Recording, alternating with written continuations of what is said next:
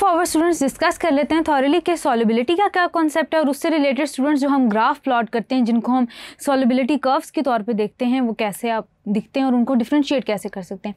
सबसे पहले तो स्टूडेंट्स हम देखते हैं कि सॉल्युबिलिटी क्या होती है। स्टूडेंट्स आपके पास सॉल्युबिलिटी होती है कि at a time the concentration of the solute in solution when it is in equilibrium with the solid substance at a particular temperature। यानी कि स्टूडेंट्स आपकी सैचुरेटेड सोल्यूशन बताता है कि आपकी सैचुरेटेड सोल्यूशन की फॉर्मेशन आपको बताती है कि आपके सोल्यूशन की सॉल्युबिलिटी कितनी है या वो कितनी ज़्यादा अमाउंट ऑफ सोल्यूट अपने अंदर डिजॉल्व कर सकता है।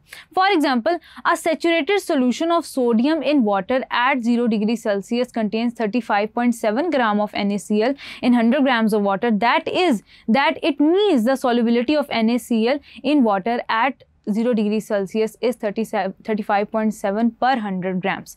तो स्टूडेंट्स कहने का मतलब यहाँ पे ये हुआ कि हम सॉल्युबिलिटी को देखते हैं एट इट्स सैचुरेटेड सोल्यूशन, यानी कि हमने किसी भी कंपाउंड की सोल्यूशन के अंदर सॉल्युबिलिटी के बारे में बात करनी है तो हम कहेंगे कि एट सैचुरेटेड सोल्यूशन हम देखेंगे कि उसने कितनी अमाउंट सोल्यूट की डिजॉल्व की हुई है एट पर्टिकुलर टेम्परेचर, उसको हम सॉल्युबिलिटी का नाम देंगे। जैसे स्टूडेंट्स आपके पास सोडियम क्लोराइड की एग्जाम्पल है in water at 0 degree Celsius, यानी कि 35.7 ग्राम ऑफ NaCl को उसने डिजॉल्व किया अपने अंदर, 100 ग्राम्स ऑफ वाटर ने अपने अंदर डिजॉल्व किया, तो हम ये कहेंगे कि at saturated solution the solubility of NaCl in water is 35.7 पर 100 ग्राम्स ऑफ वाटर। तो स्टूडेंट्स आगे फिर वही बात आ जाती है कि how to determine the solubility of a substance. तो स्टूडेंट्स आप क्या कर सकते हैं कि आप कैलकुलेट करें अमाउंट ऑफ सोल्यूट और बनाएं सैचुरेटेड सोल्यूशन किसी भी कंपाउंड का।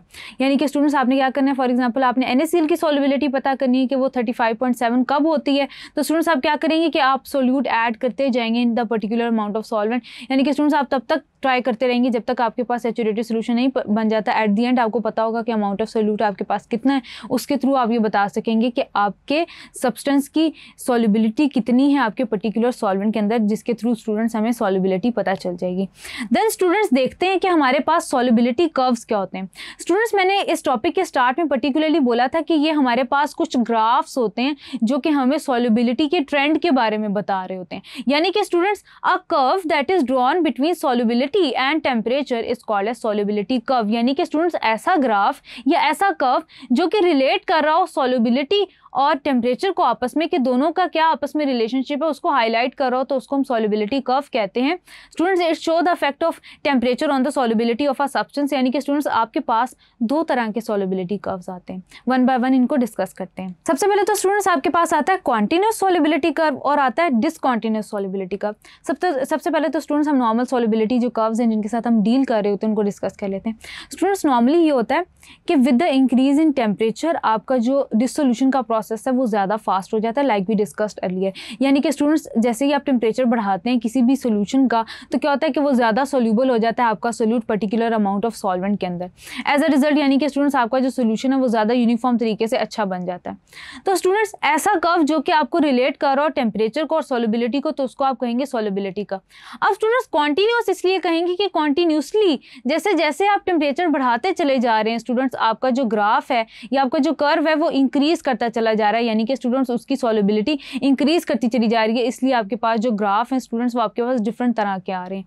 यानी कि students in the case of sodium nitrate and potassium nitrate आप देख सकते हैं कि सबसे ज़्यादा वाजे या सबसे ज़्यादा क्लियर आपके पास जो कर्व है वो ये शो कर रहे होते हैं upon the increase of temperature, यानी कि सॉल्युबिलिटी पे ज़्यादा इंपैक्ट पड़ रहा होता है टेम्परेचर के इंक्रीज होने के साथ साथ। स्टूडेंट्स जो आपके पास लीस्ट इफेक्ट यहाँ पे शो कर रहा है वो सोडियम क्लोराइड है, यानी कि सोडियम क्लोराइड की डिसोल्यूशन को इतना ज़्यादा फर्क नहीं पड़ा with the increase in its temperature, यानी कि उसकी सॉल्युबिलिटी को बहुत ज़्यादा इंक्रीज नहीं कर रही है with the increase in temperature. Students याद रखिएगा कि आपके पास कुछ ऐसे कंपाउंड्स भी होते हैं, ऐसे सब्सटेंसेस भी होते हैं स्टूडेंट्स जिनकी solubility with increase in temperature decrease होती चली जाती है। यानी कि स्टूडेंट्स आपके पास कुछ नेगेटिव पीक्स आ सकती हैं, जैसे कि for example in the case of students आपके पास सीरियम सल्फेट एक ऐसा कंपाउंड है जिसकी सॉल्युबिलिटी जो है वो टेम्परेचर के इंक्रीज होने के साथ साथ डिक्रीज होती चली जाती है।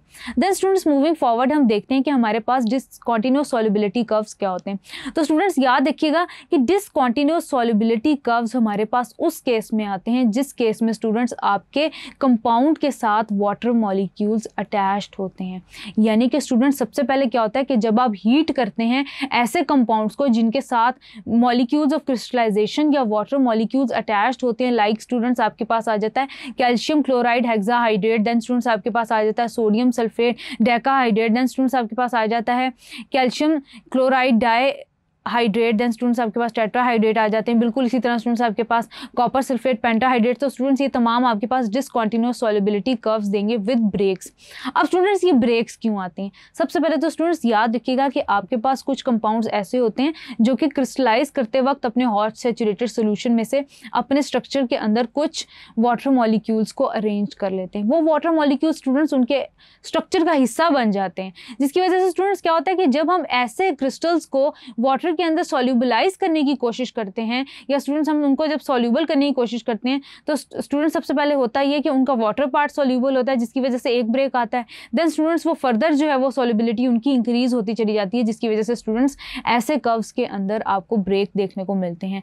जैसे स्टूडेंट्स आपके पास जो कैल्शियम क्लोराइड हेक्साहाइड्रेट है उस पर स्टूडेंट्स सबसे पहले ब्रेक आता है तो वो कन्वर्ट हो जाता है कैल्शियम क्लोराइड टेट्राहाइड्रेट में। देन स्टूडेंट्स आपके पास 4 मॉलिक्यूल्स ऑफ वाटर में कन्वर्ट हो जाता है आपके पास। देन स्टूडेंट्स आपके पास 4 वाटर मॉलिक्यूल्स ऑफ क्रिस्टलाइजेशन 2 में कन्वर्ट हो जाते हैं, यानी कि रिमूव होते चले जाते हैं। तो आपके पास एक नया ब्रेक आने लग जाता है कर्व्स के अंदर। That is why they are called as discontinuous solubility curve. I hope कि स्टूडेंट्स आपको इनके दरमियान डिफरेंस समझ आ गया होगा।